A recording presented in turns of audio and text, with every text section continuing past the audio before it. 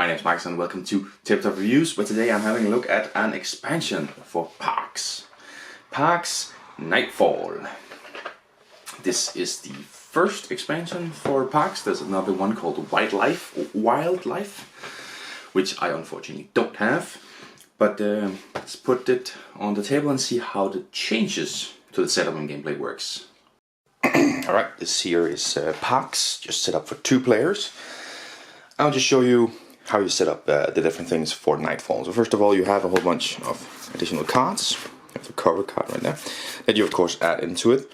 What these have are instant abilities, so as soon as you get these Parks, you get to do something, and it's of course different on all of them. This gives water, picture, sun. You would shuffle those in with the irregular Parks, but you get the gist of it. Then down here you will set up some tents. In the base game they're yellow. I have some blue ones. I don't know why I have those, but I do. And you set them up with the suns here. So basically every other. Now this setup is for 1 to 3 players. It will change if you're 4 or more.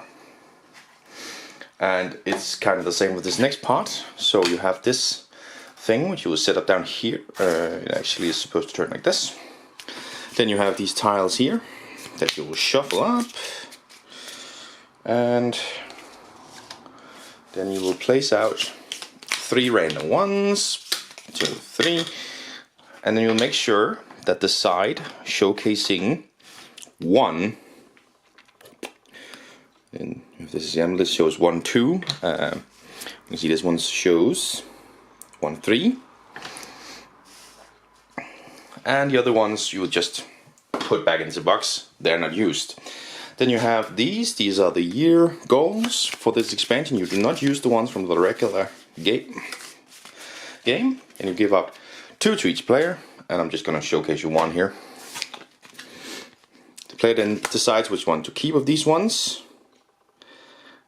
Okay, so this is kind of bad. These are exactly the same ones, but you choose one to keep. The other one goes into the bottom of the pile. You can of course get more throughout the game. Now basically, when you then move your token and land on a tent space, you can either choose to take the tiles abilities here, or use the tent to use one of the things down here. So place the tent down there, utilize whatever it says. At the end you will reset that. At the end of the round, you reset the tents up here, and you'll have to make sure that these ones flip over. So this one is 1 and 2, but this one has to flip over to the 2 side here. Can I show you in focus? So it says 2, so you are in round 2 now.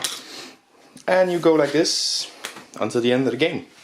That's basically all it adds, and the extra Parks. And there we are, I'm back up here to talk about it.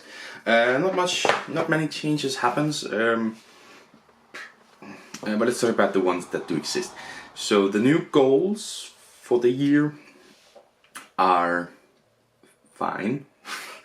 They're fine. I don't see why you need completely new ones. It's a good thing you can get some more of them, but it's just they're fine. There's nothing special to write home about it. Just they do allow you to score some more points, but overall they're fine. I don't know what else to say. Then you have the new Parks, which I do like the fact that they give you an instant ability, right? An instant action. You get this one and then immediately you get to do something different. Get some water back, get some sun back, reserve a park, these kinds of things. It's nice to have those additional things with the Parks. That's another fine addition. Now the main addition is of course the tenting, the setting up the tents, pitching the tents, doing those actions down there, and those are not very good. Yeah, I'm sorry, I don't like those very much. Most of the time we end up not choosing those, just choosing the regular actions to collect to those to the Parks and stuff. Usually they're not the best. We don't like them. One was trading a mountain for a picture, which is fine. You flip them over, which is again they're decent actions, but most of the time we end up not choosing them, as we just play the game regularly with new year goals and new Parks, and that's about it. The main part of it is one thing that I would not choose to use. I feel like it's boring and usually not as good as the regular spot where you sometimes can collect 2 things, right? So it's not brilliant. It's something that we don't really play with. We have added the parks to the games, just those. But the tenting and that area down there, I don't like it that much. So yeah, let's talk about components real quick. It's parks. It's brilliant components. The tents. That's the picture here in the back, showcasing the components. I mean, the tents are good. They're a heavy brick that you put down. The tiles that you place down here are also quite good. They're nice and thick. They're easy to maneuver around when you shuffle them or something. Brilliant there. Some extra wildlife tokens, which are absolutely stunning looking as the rest of the game. And the parks, beautiful artwork and great card quality. So components is still at the top, which is one thing I always say about parks is, as a retail product, it's one of the greatest productions for a board game ever.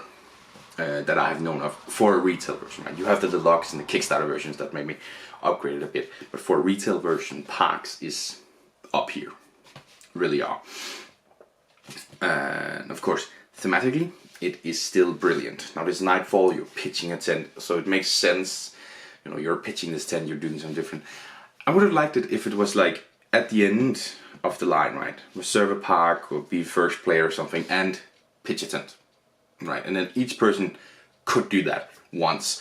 That honestly would be a great addition to it. Then I would like it way more, because something at the end where, you know, if a better option is already taken, then that's something to do extra.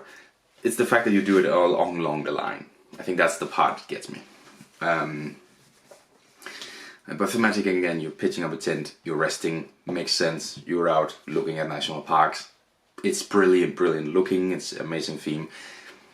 Components and theme-wise, I can only compliment Parks at the utmost. Absolutely stunning, amazing artwork and components and theme. Does it lie to you? Well, I don't really know how much you should take these ones, because it's based on the regular Parks game. I do definitely feel like playing with less than 5 players, less than 4 players, even 3 players is probably the better here. With the expansion, Parks regular is perfect at all of them. 10 and up, whatever, 40 to 70 minutes. It makes the game a little bit longer. There's more decision space, but it's barely noticeable. I would say 1 or 2 minutes per player, just because you have to consider it every time, almost. So a little bit longer, I suppose, but not by much. So yeah, my end game score for Parks is going to be a 4 out of 10. And the reason it's 4 out of 10 is because it's just adding more stuff in terms of the cards. It adds New Year goals, which are, again, as I said, they're fine. I wouldn't say they're a great addition. I wouldn't, run out of my way to use those instead of the regular ones. And then you have this major part of pitching the tents part, which I'm just not happy with. So it's a 4 out of 10, not great. Am I keeping it? The answer is probably no. This little fine box here is gonna probably sold on, and I will still get Wildlife, the other expansion for Parks, at some point to try and play that, but Parks is a brilliant game and this was not the way to expand it. But that is another episode done. Thank you very much for watching, and I'll see you in the next one. Bye!